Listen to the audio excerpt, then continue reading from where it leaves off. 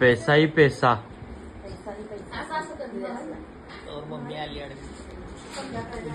Hello नमस्ते, कशा आहात सर्वजण? मजेत ना? मजेत राहा आणि मस्त का. मी तुमचे स्वागत करते माझ्या नवीन आणि स्पेशल ब्लॉगमध्ये. स्पेशल का तर हा माहेरचा ब्लॉग आहे म्हणून माझ्या, कारण खूप वर्षांनी मी या वेळेला पाडव्याला राहिला होते, भाऊबीजेसाठी राहायला आले होते. नाहीतर कायम मी भाऊबीजेलाच येते, एक दिवस राहते आणि दुसऱ्या दिवशी जाते, कारण लिनिशाला सुट्टीच नसते स्कूलला.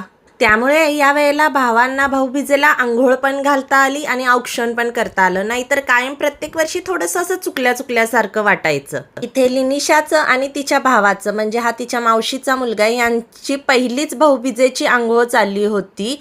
त्या दोघांनाही खूप मजा वाटत होती. आंघोळ झाल्यानंतर लिनिशानं त्याचं औक्षण करून घेतलं. दोघं पण किती सुंदर दिसतायत बघा.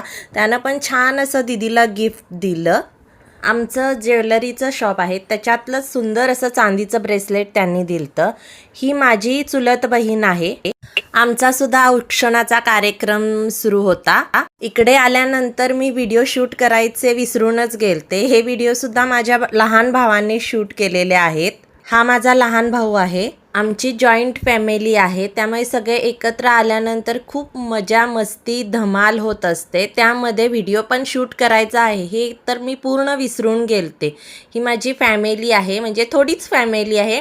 आम्ही सख्खी चुलत अशी 11 भावंडे आहेत. त्याच्यात 7 भाऊ आणि आम्ही 4 आहोत. त्याच्यातले 3 भाऊ नव्हते आणि 2 बहिणी नव्हत्या.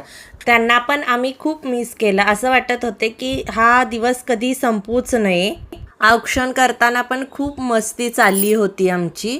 सगळेजण एकत्र आल्यानंतर पुन्हा लहान झाल्यासारखं वाटतं. आमच्यात सगळ्यांची लग्न झालेली आहेत, फक्त 2 भावाचीच लग्न झालेली नाहीत. हा माझा सख्खा लहान भाऊ. दुसरा भाऊ आहे तो आला नाही, ते दोघंसुद्धा कामानिमित्त बाहेर असतात. हा पण खूप वर्षांनी भाऊबीजेला होता. इथे बघा, इथे आमची मजा मस्ती सुरू आहे. त्याच्यात आमचा टॉम्याची पण इथे एंट्री आहे.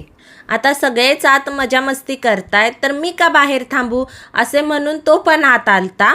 अशी आमची भाऊबीज चालू होती.